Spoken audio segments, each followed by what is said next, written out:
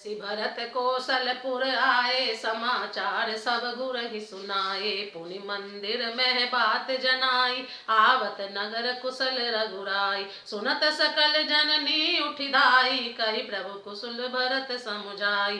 समाचार पुरवासिन पाए, नरे अरु नारी हरषि सब धाय।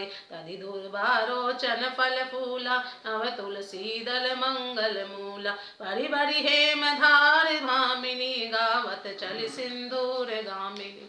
तै जैसई तैसई उठि धावई, बाल वृहद कह संग न लावई। एक कन कह बूझई भाई, तुम देखे दयाल रघुराई। अवधपुरी प्रभु आवत जानी, भई सकल शोभा के खानी। अयहि सुहावन त्रिविध समीरा, अहि सरजूवति निर्मल नीरा। हर्षित गुरु परिजन अनुज, भूषण वृंद समेत। चले भरत मन प्रेम अति, सन्मुख कृपा निकेत। तहु तक चढ़ी अटारिन, निरखई गगन विमान। देखी मधुर सुर हर्षित, करहि सुमंगल गान। रागा शशि रघुपतिपुर, सिंधु देखी हर्षान। बड़ो कोलाहल करत जनु, नारी तरंग समान।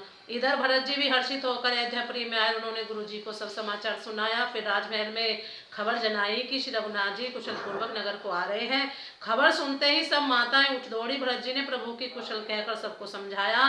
नगर वासियों ने यह समाचार पाया तो स्त्री पुरुष सभी हर्षित होकर दौड़े। श्री राम जी के स्वागत के लिए दही दूध गोरोचन फल फूल और मंगल के मूल नवीन तुलसी दल आदि वस्तुएं सोने के थालों में भर भर कर हथनियों किसी चाल वाली सौभाग्यवती स्त्रियां उन्हें लेकर गाती हुई चली। जो जैसे हैं, जहाँ जिस दशा में है वे वैसे ही वहीं से उसी दशा में उठ दौड़ते हैं।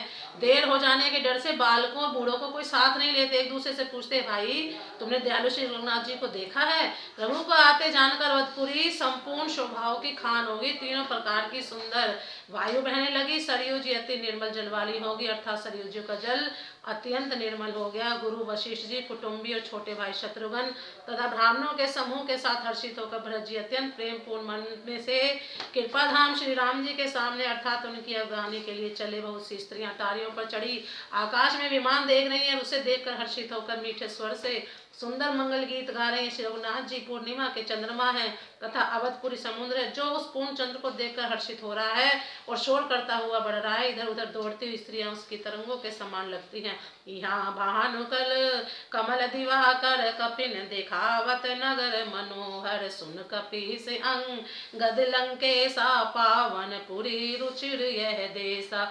यद्यपि सब बैकुंठ बखाना, वेद पुराण विदित जग जाना। अवधपुरी सम प्रिय नहीं सो, यह प्रसंग जाने को।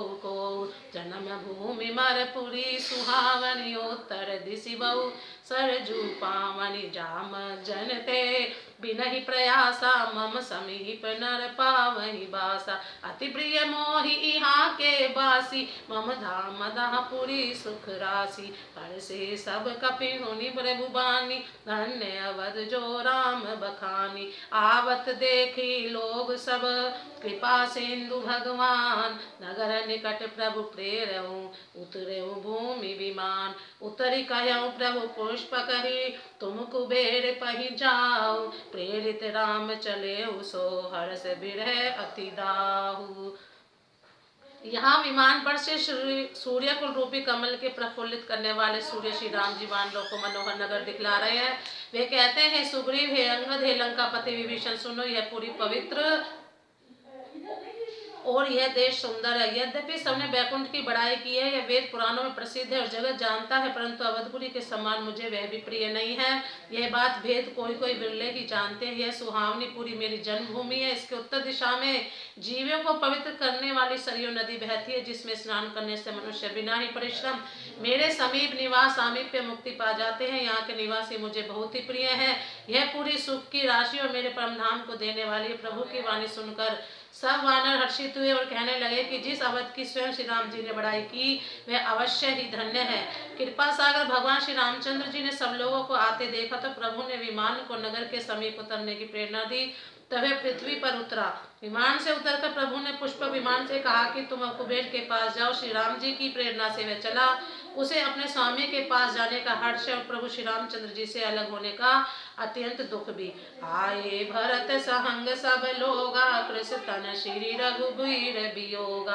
राम देव वशिष्ठ मुनि नायक, देखे प्रभु महि धरि धनुषायक।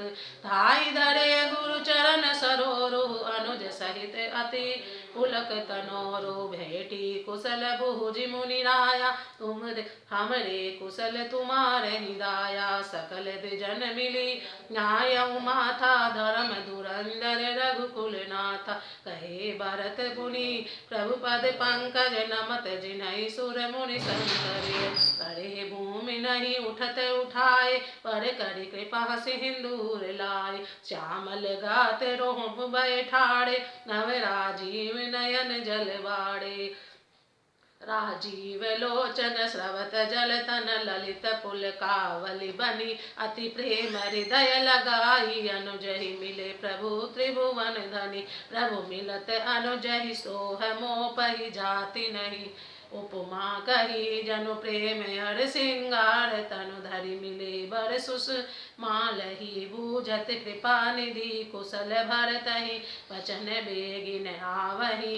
सुन शिवा सोमुख वचन, मन ते भिन्न जान जो पावही। तब कुशल कौशल नाथ आरत, जाने जन दर्शन दियो। बूढ़त बिरह बारी से कृपा, मान मोहि कर गहि लियो। पुनि प्रभु हरषि शत्रुघ्न, भेटे हृदय संगाई। लक्ष्मण भरत मिले तब, परम प्रेम दो भाई। भरत जी के साथ सब लोग आए। श्री रघुवीर के वियोग से सबके शरीर दुबले हो रहे। प्रभु ने वामदेव वशिष्ठ आदि मुनि श्रेष्ठों को देखा तो उन्होंने धनुष्मान पृथ्वी पर रखकर छोटे भाई लक्ष्मण जी सहित दौड़कर गुरु जी के चरण कमल पकड़ लिए।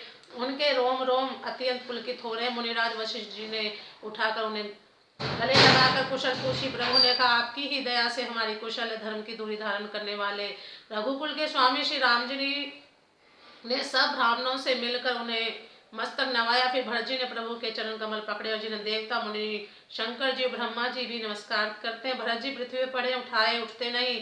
तब कृपा सिंधु श्री राम जी ने जबरदस्ती उठाकर हृदय से लगा लिया। उनके सांवले शरीर पर रोए खड़े हो गए। नवीन कमल के समान नेत्रों में प्रेमाश्रुओं के जल की बाढ़ आ गई। कमल के समान नेत्रों से जल बह रहा है। सुंदर शरीर में पुलकावली अत्यंत ही शोभा दे रही है। त्रिलोकी के सामने प्रभु श्री राम जी छोटे भाई भरत जी को अत्यंत प्रेम से हृदय से लगाकर मिले।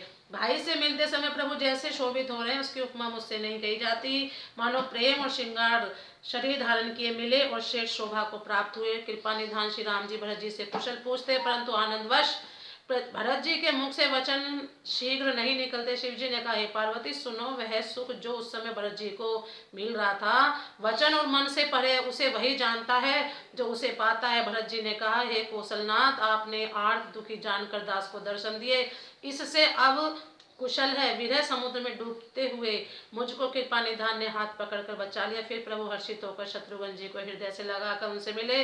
तो लक्ष्मण जी और भरत जी दोनों भाई प्रेम से मिले। प्रेम से बोलो जय श्री राम।